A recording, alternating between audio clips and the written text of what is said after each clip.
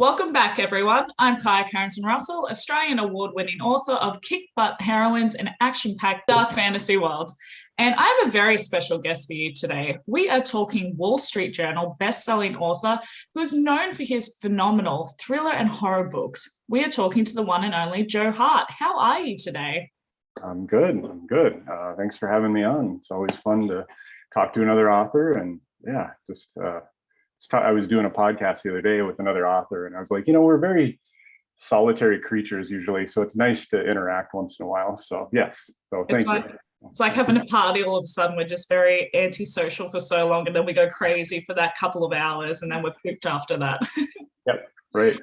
So tell me about where your journey started when you were writing. How did you get into writing, and how did you find publishing? Sure. I started, kind of dabbling when I was just, a little kid. I loved books. My mom instilled this deep love of reading. And so I thought, well, okay, I love reading. Why don't I try writing some of my own stories and stuff? So started just dabbling like that for quite a few years, and then got serious about it probably about 12, 13 years ago. And I put together a compilation of just kind of short stories and self-published that. And I did kind of a trunk novel. I started one and then kind of put it away, and it just wasn't the right thing at the right time. So then I started my first horror novel and finished that and self-pubbed it. And from that point on, it was just kind of just went downhill. I just book after book. I got the opportunity to do it full time after about a year and a half when I started writing and stuff. So we kind of made it work with our family schedule and stuff. And so I've been full time. I think it's this fall. It's 10 years I've been full time writing and stuff. So, yeah, that's amazing. With your short stories, did they start off with the horror thriller theme as well? Yes. Yeah. You've always been inclined. You've known that is a genre that you prefer to write. Yeah, and I started off like it was pretty much strictly horror when I first started, and I had some thriller elements in there and stuff, and I had some ideas for thrillers, but I grew up reading Stephen King and Dean Koontz and McCammon and all these different authors and stuff, and that's what I really started out and what I really loved to write to begin with, and then later down the road then. Few different ideas came along that didn't quite fit in that genre and stuff. So then I started kind of moving a little bit to the side, and I still love to write horror. I love to read it.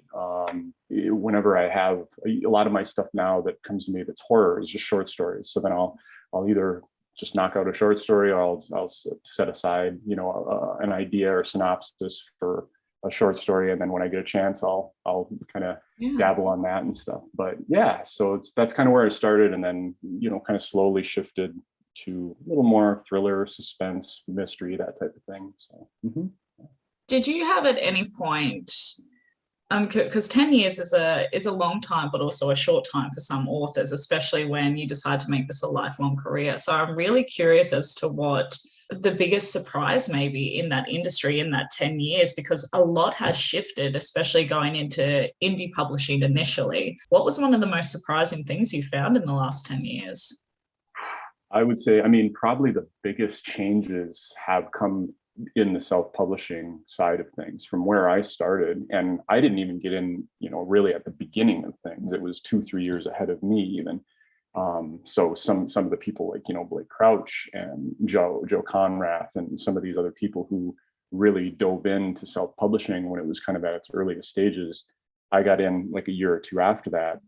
From that beginning, I would say it was much easier to, publish something and have right away a connection with readers and sales and not have to worry as much about the marketing side. I think it was a little more organic with the marketing when you could just jump on social media and tweet out or put something on Facebook, and you had people noticing right away, and they would come over and take a look at your book. It's just not the case anymore. You have to be, and it got progressively, I noticed over the years, progressively you had to be more and more adept at doing the marketing side of things. So I think that's the biggest change, because now I've self-published a couple books in the last couple of years. But yes, completely different arena. I mean, the ads are the biggest thing, I think, for, especially for selling on Amazon, is, the ads that you have to know how to manipulate and know what you're doing. And marketing is such a different set of tools and skill set. So I would say that like now, if a person is doing a lot of self-publishing, they have to be great at marketing too. They just have to be great at it. So it's tough. It's really hard, because I'm not great at marketing. I'm much more on the writing side. I'm way more comfortable just being quiet and making up my stories and writing and whatnot. So doing the marketing side of things is not my forte, but I try anyway. So I completely agree with you, because I think so next month I'm coming up to about 8 years. And I think a lot of people who go into self-publishing especially don't realize it's not just writing, it's how much effort has to go into the marketing. And I think too, at that time, at those starting places, there wasn't as many resources as well. It wasn't as accessible. It was still reasonably new. There was still some kind of stereotype around indie and self-publishing. And so it was that organic reach that we depended on, I want to say, collectively. Whereas over time now, there's so much resources online there. You can ask friends, somebody knows somebody who's self-published, so you can ask them what they do. So it is very difficult now to sort of keep the hand on the pulse, because there's something new and inventive, and you can go on BookBub now, you can do this and that, and just finding what works for you. And unfortunately, you usually have to try a lot of things and have a lot of failures to find the right audience for yourself. So I think that can be very deterring for some people, especially at the start of their career, to overcome. One book I'm intrigued about is you just had a recent release. Congratulations. April the 1st, Or Else came out. So firstly, congratulations. You have at the moment over 11,000 ratings and reviews within the first month. That's phenomenal. And I would love to know a little bit about the book. Sure. So this is probably my very first kind of foray into the domestic suspense side of things, domestic thriller. I had an idea for this book. It went back a few years. There was a tiny little neighborhood that was near where we used to live, kind of in our small town. That's the closest by. We moved out into the country now, but we used to be right on the edge of the city. And there was this neat little neighborhood. We would take the kids for a walk in, like, kind of constantly there every day when it was nice. And there was this huge church on this hill overlooking this neighborhood. And the development kind of swooped in around it. And there was these hills coming down to it and trees, and it was dense forest around it. And just these neat houses kind of lined up. And we always got, people like, they'd be out in their yards and they'd be watching us when we went by. And most of them were very friendly, but you kind of got a sense people were like, you're not from the neighborhood. Like, where'd you come from, and things like that. So I thought, this is a great setting. So the setting is the thing that jumped out at me first for this book. And I think it's very common for a lot of domestic thrillers. You have that suburbia, you have the close set houses, and everybody kind of living in conjuncture with everybody else. So that's something I just kind of leaned into. I just started making notes and putting them in a file for this book and whatnot. So characters came to me next. So I had a Midwest thriller writer, so cliche, as the main character. So, and I thought, okay, well, how can I do this differently? Because so many people do writers as their main characters. I laughed one time because I heard Dean Koontz say he likes making his characters writers, because then he doesn't have to worry about them having a day job and not like going to their work and whatnot. And he's like, they just have their schedules open. They can do whatever, and they can do what I want them to do. So that was funny. But so he's so main character is a thriller writer, had some turmoil in his life, lost a few people that were really close to him and his family. His father has the beginning stages of dementia. So he moved back home to basically kind of help his dad out and stay really close to him across the street in this neighborhood. But he starts an affair with kind of a childhood friend that he grew up with. And they, were kind of close when they were younger, and then he moved away. And now when he moved back, she's actually in kind of a abusive relationship, and they kind of found each other and just mutual support and whatnot. And shortly thereafter, he gets a note on his front door saying, you know, you need to end your affair with her or else. And so he's, you know, really, really downtrodden by that. He doesn't know what to do. And then just almost immediately after that, her husband is shot and killed in their house. She and her two sons disappear. They're gone. So main character then basically says, well, I'm suspect numero uno if people came looking, you know, for me, if somebody found out and somebody knows about our affair. So then he's not only feeling kind of guilty about the whole situation, maybe he had something to do with it. He doesn't know if he caused it. So then he starts delving into it and chaos ensues from there. So yeah, that's kind of the gist. I'm excited. And that's Amazon exclusive, isn't it? Because that is a Thomas and Mercer published. Correct. Yes. Yeah.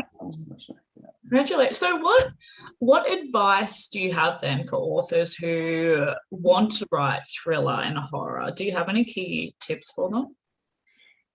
Yeah, I mean, if I had to tell somebody, if they really, I would say two things, and it both boils down to just basically, you know, kind of love. It's love your characters and love the plot that you're going to put them into. So I always think of the creepiest, craziest, kind of most spectacle thing I can think of to put in my books, you know, and I try to think of what would really grab me on the page, or what would I, you know, love. And that I think is just so inspiring when you're creating and when you're writing, because if you can get enthused about whatever scene you're creating, I think that translates really well to the reader. I can tell, you know, sometimes I can see some writers having a ton of fun with their writing and they're just having a great time on the page, and that is so cool. It's so enthralling, and it makes that experience that much better. So I would tell people, yeah, fall in love with, you know, with the plot and these cool things that you're going to do. You know, go, you know, whatever scares you or whatever thrills you or whatever, you know, if you have an experience that really unsettled you, use it. You know, put that in your book. Find characters that you don't think that like just other people will like, you know, find characters that you find interesting or that you really like. And maybe those two things don't always line up, you know, with as far as what a reader expects from a character or whatnot.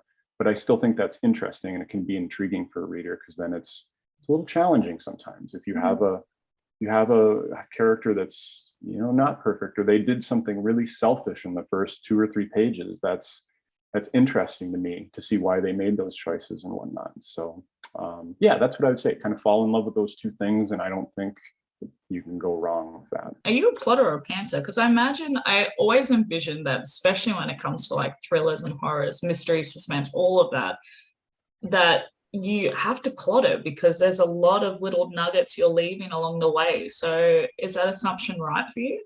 Yes, definitely. I do some plotting, but loose enough where I can do like what we were just talking about, have fun with it and deviate. And I love having those surprises when you're going along and you're saying, okay, I have this point and I have to get to this point. But then in the middle of it, you go, oh, here's a cool side road over here. I'm going to go over here for a little bit and see if there's anything there. And it's so fun to just discover things, I think, when you're writing. So it's so having that roadmap, but then being able to deviate and go off on these side trips and stuff is really crucial for me. Same thing, staying enthused about the work. Yeah.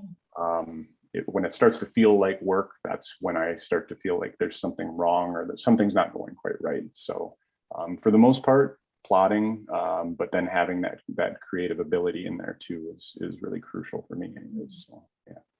Then how do you find talking about when it feels like work? Because I imagine a lot of us have experienced it, especially when you go full-time. There's a lot of pressure because it's your full-time job. But it's also very difficult because it is a creative thing. So when you feel like you're just doing a 9 till 5, then you kind of get a little bit edgy around it, I want to say. So what does your schedule look like? Is it a 9 till 5? Are you very disciplined and have a very strict sort of day to day, or are you very loose with it all? Mm-hmm. I am pretty disciplined. Because I came from working a ton of hours at my prior job, and being away from my family a lot and wanting to do this. And it was super important for our family that I make it work. So I really treated it like you would anything else.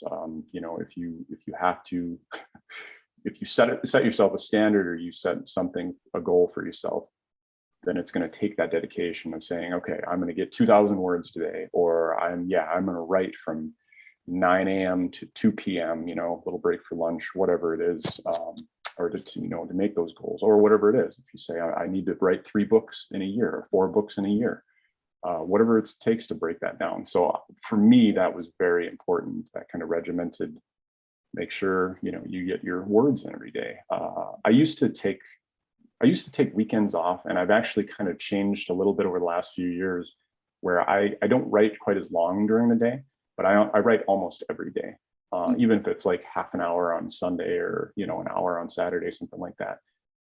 I've just felt that it's really keeps the story fresh for me, to keep all the juices flowing and continuing on. If I take a few days off, I really feel that when I, feel rusty when I come back a little bit, even after a couple of days. So, but yes, kind of disciplined is what I have been doing. So yeah. Yeah. Are you able to like work in cafes? Do you like to do writing sprints, or do you just solely do it all at home on the laptop? That's the setting.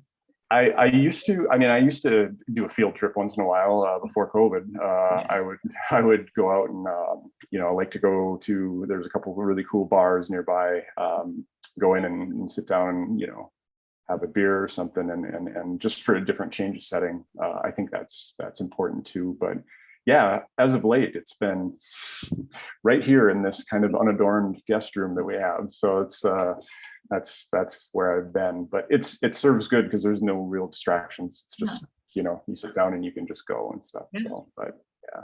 So what would you say then and you can only choose one, what has been your favorite book to write so far? Oh, and you put the disclaimer on the front, you can only choose one. That's really tough. I would obviously have to go with something that I had a ton of fun writing, that was just, and usually that's when I find the writing is easy. When the writing is easy, it's usually pretty good after the fact. Maybe you don't know it when you're writing it, but when you look back,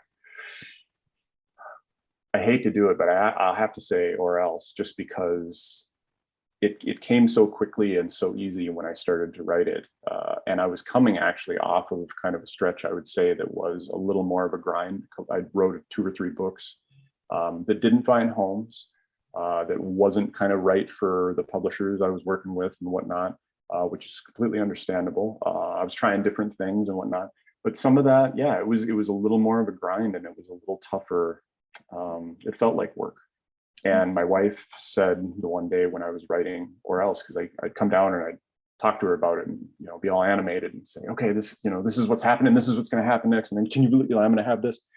And she's like, you're having a lot of fun with this one. I was like, I am. So I would say it was probably the best experience, because when I got done and I started going back through it, I was really pleased with what I'd written and how it had come out. Which a lot of times, I'm sure you have this too, where you don't know if it's really good or not. You don't know if you write it and you're like, I think so, I hope so, I hope people like this. It's tons of insecurity and things like that. But when I went back and I started reading this, it kind of like I get kind of sucked in to reading what I wrote, and that normally doesn't happen. Normally I can kind of distance, and I'm very in editing mode immediately. And I was like, this is good. It's pretty fast paced and stuff. So I would have to say Or Else is probably one of the funner books that I've read. By the sounds of it, obviously your wife has been very supportive of your career from the start. And I love you now that even 10 years down the track, she's still happy to listen to you come down and talk about every chapter and every scene, because we know as writers that sometimes if somebody asks us what the book's about, we will go on a tangent. Like, it will go forever. And so I've learned over time, I'm like, do you want the short story or do you want the large version? Because I'll just go off. So I love so much that you still have that, because that's a very special bond to have. Does she read your books, or does she feel like she doesn't need to because she's been through every step already? It's a little both. She complains because she's like, she's only read one book of mine that I haven't bombarded her with as I was writing it. So one, I just knew exactly where I was going. I didn't need a whole lot of help. I didn't need anybody to listen to me or hold my hand, and I just wrote it and then handed it to her. And I was like, okay, it's done. And then she read it. So she's like, that was one of her favorite books, because then it was like, because her experience, of course, is kind of more like ours, where you're hearing about it, what's going to happen, what the ending is going to be. So it's really hard because you never get to really read your own book for the first time. So so she normally gets the lowdown from me initially, and then she will read and then kind of critique and stuff like that. But that one experience, that original and stuff, has only happened once. So yeah. I love that. That's awesome. Well, again, I'm a little bit curious because, as you said, we've mentioned self-publishing, and then we also have a publisher as well. So what did that journey look like for you, going from self-published to publisher? Did you get an agent? How did you pitch? How did you go with contracts, advice that you would have on contracts?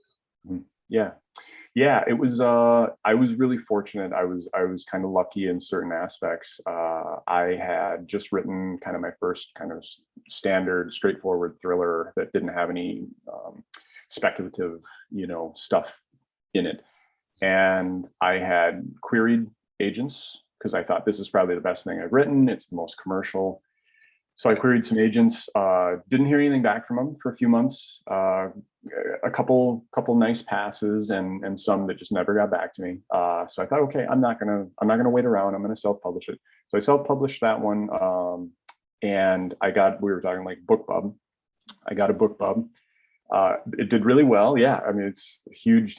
Yeah, BookBub, right? So got into the top 100, and I think that's how my editor at Thomas and Mercer saw the book initially. It was doing well. She reached out to me via email and said, read your book. I think it's fantastic. I'd love to talk to you more about what we could do, as a partnership at Thomas and Mercer and whatnot. So that was like an amazing kind of dream come true, because I had them on my radar for a while. They were doing great, very interesting and great stuff with lots of different books that I liked. And so I was just like flabbergasted. I was like, wow, you want to work? Okay, fantastic. So it was kind of out of the blue. It's like I put the work in, but I got lucky. I was able to land the BookBub, and then she just happened to see it. So it was kind of this circumstance paired in with it. After that, it wasn't too much longer. And I knew that I did want to have an agent in my corner. It was something thinking about kind of trajectory as far as the career went. Yeah. I wanted somebody that I could bounce ideas off of, and somebody who could guide me when it got to the more complex things with, yes, bigger and bigger contracts or different things, film rights, all these different things that can be very confusing and lots of fine print. So a friend of mine was kind enough. She said, my agent's name is Laura Rennert. She's at Andrea Brown Literary Agency. She's like, I think Laura would really like your stuff. Why don't you contact her? So reached out, and yeah, it was a great fit. She really liked my work. So we signed, I want to say 6, maybe almost 7 years ago now that we've been working together. And she's been fantastic. She's helped me every step of the way.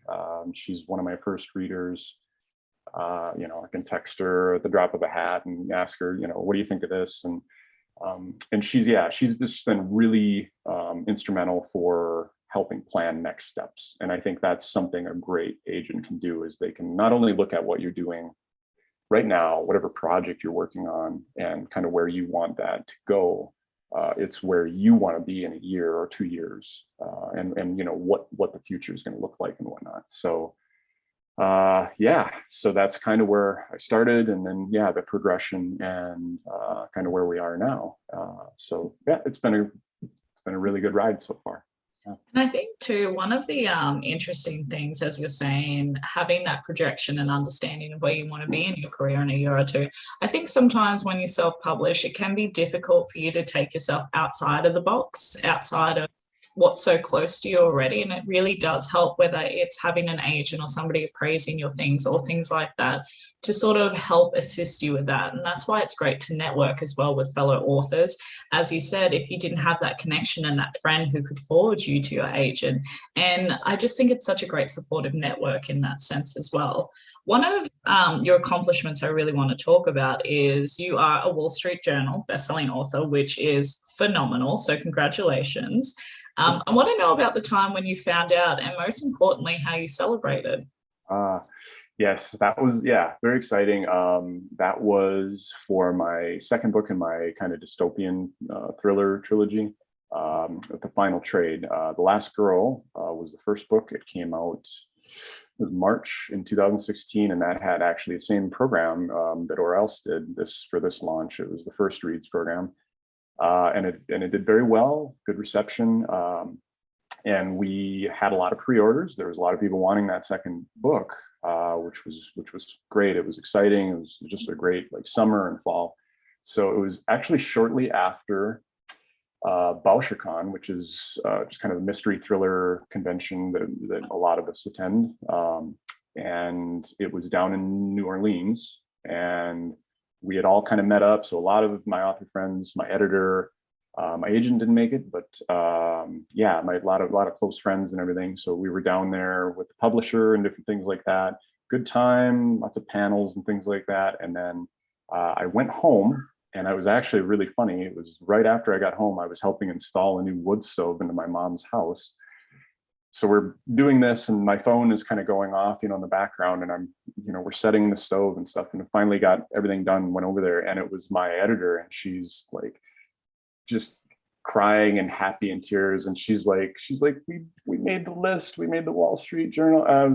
She's like, and then I started cheering up because she's crying on the message, and stuff. So that's kind of how I found out. So it was really, I'd never expected it. I didn't expect anything like that to happen. So it was such a wonderful surprise and stuff. So yeah, I got off the phone and told my mom, well, let's have a drink or 6, or whatever, this is the first time I hit any type of best-selling list and whatnot. So it was, it was pretty exciting. So lots of fun. Oh, that's amazing. Congratulations. And how many, did you and your mum get wasted? I can't remember. No, not too bad if I remember. I think there was still a little bit of work to do, so we couldn't, the stove wouldn't be quite where. So no, we kept it under wraps mostly. But yeah, we had a lot of fun. Get to that point, you have to have a lot of sales, and we wouldn't have a lot of sales without readers who we love and makes a dream come true. So I'm really curious what the most memorable reader interaction moment for you has been so far. Yeah, that's tough. I've had some really good ones. I think the ones that hit me the most is when I've had a couple people reach out when they've been in difficult situations or stressful situations, and they've, used some of my books to get by or get through or distract themselves. That's been really amazing. That that your words had an effect on somebody where it could kind of take them out of a moment that maybe isn't great, for a while. So that's really nice to hear when you hear that. The other one, somebody just the other day said about Orelse. They said, I've never sat down and read a book cover to cover. Never. They've said, absolutely, this is the first book I've done that. It's that's really cool. That's kind of an accomplishment too, because I've rarely done that too. So I know it's kind of one of those things when you sit down and you just get really enamored with the book. So hearing those types of things have been kind of awesome, so that's right up there with all the accomplishments. Yeah. Do you do a lot of book signings and conventions? Well, prior to COVID, should I say? Yeah. Yes. Did some. BauscherCon was kind of the main one that I would try to attend most years that they had it going. We did a few of my friends and I, we would do a writer's retreat every so often. We would get together and, just toss around ideas and just have a good time. And that was really fun because we would do kind of little salons where we would pitch ideas at the group, and then, your friends would, take it apart in front of you. This is not going to work. This isn't, but very supportive too, and tell you when something's working and when something isn't. So so that was really, really helpful and a lot of fun.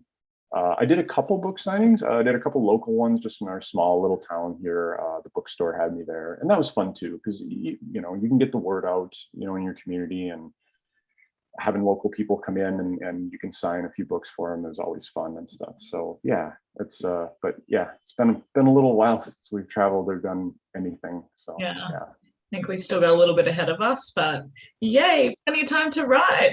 Yeah, that's right. That's right. Absolutely. So then what are your 3 must-dos? Every time you have a release, what are the 3 must-do things for you? Let's see. Three things I typically do with the release. I mean, all the social media stuff, just trying to get the general word out, that you have a book coming out. And I think it's important to really lead up to when your release is coming out. I get the feeling, just in general, people need to see things quite a few times before it starts, registering and kind of sticking with them. So getting the cover, I feel, is like really important, especially when you're doing social media stuff, is getting that cover out there as many times as you can, so it's recognizable. People see it and it kind of resonates with them, and they go, oh, okay, I've seen that before, it's familiar, I'm going to take a look at it. So and giving your cover artist credit, and talking with them and whatnot, and getting that word out is really important, I think, leading up. So that's a big one. I always make sure I do a Goodreads giveaway. Make sure that that's kind of a given every time. Get the book out into people's hands, and doing a giveaway myself actually after launch is something that I always try to do. I try to do something special with either on my Facebook page or Twitter, and try to give some personalized copies out, or if somebody's really wanting like an audio download or something else like that, try to do that too, and just kind of interact with people and whatnot. So those 3 things, try to do that every time. I do feel sometimes like, the author is just, your hands are tied a little bit as far as your reach and what you can do.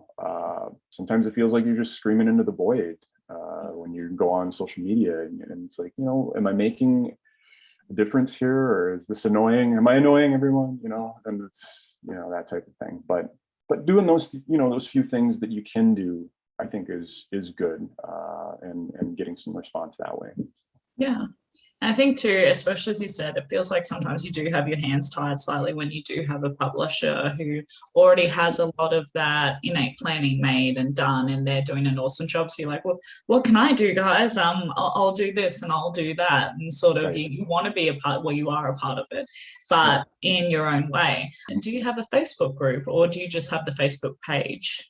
I just have my Facebook page, and I believe that like right now it's set up, and I am terrible with technology. I am horrible, but I think it's set up as a business. So like I only post my stuff. I don't see anyone else's stuff. I just post my stuff. People can come comment on it, and I can interact with them that way. And that's been good for me, my personality. That works really well for me, because if it was like everybody, or there was a bigger group or something, I don't think it would be as conducive and stuff. But yeah, that's how mine's set up. I like too that you've adapted it knowing who you are as well, because I think sometimes because people step into this role being an author, like I have to do all the things, even if it doesn't necessarily make them comfortable. So it's good that you're aware of that and you know what works for you. How do you find audiobooks? How did you find the process and the end product? Yeah, I mean, audio is great. I think it's a huge growing part of, the whole publishing world and whatnot. It's been, I had one book that I self-published that I went through like, and found my own narrator and whatnot, and we kind of worked back and forth, and hired it that way. And the rest of them, my agent, she kind of sought out and got deals for my other self-published stuff, and then they kind of took it from there, which was a much easier process. And it was kind of cool for them to bring me 2 or 3 different narrators and say, okay, which one really do you feel like fits the book and stuff. So that was a cool process. Yeah, I think audiobooks are fantastic. The listening to somebody who's really talented at that is just, it's like a whole other art form, when they are able to bring the characters to life, and they're they're doing just all over the map with the little characterizations and stuff. That's really kind of neat when you see that expand from what you wrote and whatnot. It's another level. So yeah, I love audiobooks. So. And do you still self-publish yourself now? Or are you focusing more on your contracts with Thomas and Mercer?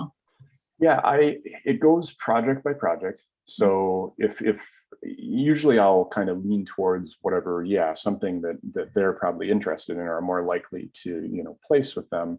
And my editor is great over there to work with, and we work pretty closely together and whatnot. So I usually like try to lean in that direction, but every so often, something will come along that's just not a right fit or it's too different. So that's great for self-publishing. If it's something I feel strongly about, then yeah. So I think in the last, like I said, I think two and a half years, I've self-published 2 or 3 books. But yes, like we talked before, it's definitely a different world than it was 6-8 years ago. So it was, always a learning experience. Everything's changing all the time. There's new things to learn, but it's good. I mean, it's good because then it forces you to kind of keep learning, I guess. So. We always have to grow. Yeah, right. And is it all under Joe Hart, or do you have a pen name? Yes, it's all under my name. So This is one of my favorite questions to ask. Like, what is the biggest challenge and the biggest accomplishment that you've had in your career so far? Oh, let's see. Challenge. I would say that the challenge is probably just kind of trying to read the market a little bit, because I feel like we all have to do that to some extent. Trying to figure out what readers are wanting and what's going to kind of sell, or what the current climate is for certain stories and whatnot. Everybody always says just write the story, and you can to some extent, but I think you do always have to have your fingers on the pulse a little bit of where are things headed, what is really kind of grabbing people's attention right now and whatnot. So that's a challenge because I think it is kind of counterintuitive to the creative process, because you just kind of you have an idea and you want to go with it, but it might not always be real commercial or marketable or any of these things. So I think that's a challenge. Accomplishments wise, I mean, just being able to continue to do what I love as my job every day, I think that is my commute is from downstairs upstairs. It's just amazing. So I'm grateful for it every day. I get to do what I love. I think if I can keep doing this the rest of my life, there we go. I'm happy. Amazing. So then what is the goal? What is the big dream you want for your writing career?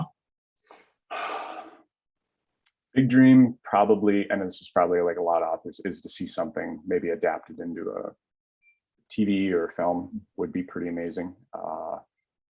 Especially with how wonderful and crazy good TV is lately. Like the last 5-10 years is just what they're doing with storytelling and being able to take and put so much into the characters and each episode, and it's just fantastic. I feel like we're in the golden age of television right now. It's just unbelievable. So if I could have something that I wrote, made into film or TV, that would be probably the kind of the pinnacle. So do you have an inclination as to what book or what book series might be the movie or the TV series? I've had some interest along the way in a couple of my works and stuff. I always try to write in a very cinematic way. I try to really see what I'm writing and whatnot. So I think a lot of my books do lend themselves to the visual side of things. But I mean, any of my just kind of more standard thrillers and stuff like that, I think they would adapt pretty well. So the stuff without lots of speculative stuff, probably. But there's a couple that have a little sci-fi tinge to them that I think would work really well too, especially for TV, but we'll see. I'm excited. So I do have a segment called Speed Dating with an Author. So I've lit a candle, I've created ambience, but basically what it is 5 rapid questions. Are you ready? I am ready, I guess. Yes. Okay. What is the clumsiest moment you've ever had? Clumsiest moment I've ever had. Oh, off the top of my head, one time I was changing a tire on my car, and the wheel wrench that has the four different. I had the wrong size on there, and it was a very crowded parking lot. And I went to loosen the lug nut and punched myself as hard as I could in my face.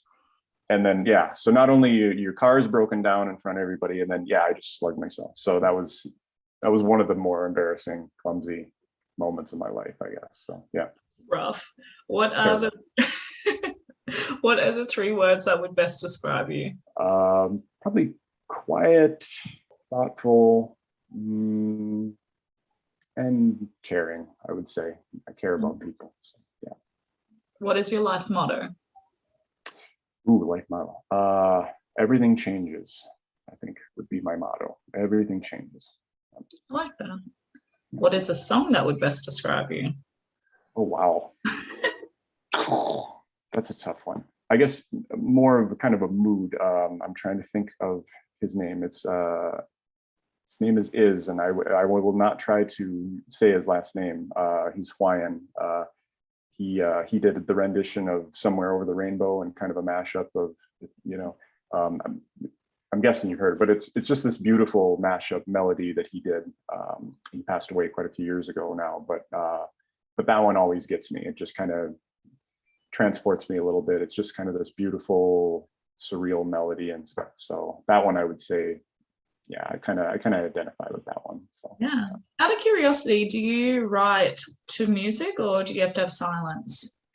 I don't write to music. No, I think I could if I had to. I've written with lots of noise. I with the kids moving around and jumping around in the background and stuff. So I think I could do it. But typically I try to just get as kind of quiet and sane as I can get, and then sit down. Yeah. What is a unique talent or skill set that you have that not a lot of people know about? Oh boy, I'm a pretty good cook. I like to cook. I like to cook for people. I like to have everyone just kind of sit while I cook and stuff. So I like that. It's kind of its own art form too. So I think there's a lot of crossover with creating stories and making a really good meal. So I've kind of always thought that. So it's kind of makes sense to me. Do you have a specific kind of cuisine, or what's your specialty? Kind of eclectic. I make pretty good ramen. And my wife, that's my wife's favorite thing that I make. So ramen. If I make homemade noodles and go the whole long 12, 14-hour cook and stuff, it turns out pretty good. So that's the one I like to cook. Fantastic, Joe. We've just become best friends. I'm going to say we have yours for dinner. Thank you. I appreciate that invitation. I have had so much fun. What is coming out? What do we need to be on the lookout for, and where do we find you?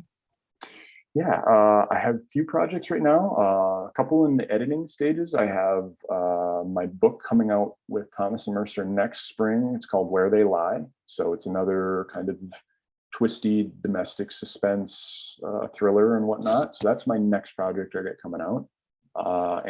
Kind of editing a gothic psychological thriller, which is a new kind of side genre for me. So hopefully that one will be finding a place here soon too. So that's exciting. And where do we find you? We have Facebook and Twitter. Do we need to look anywhere else? Facebook, Twitter, and then Joe Hart Books, I believe, is my website. So you can go on there and see all the stuff that I've written and find me there. So awesome. Well, I have had so much fun today. Thank you for coming on, and who knows, maybe watch this space. We might get you on next year as well. Yeah, that'd be great. Thanks so much for having me. It was great. Yeah, absolutely. Well, you have a good day, and we'll talk soon. Okay, sounds good. Thanks. Bye, guys.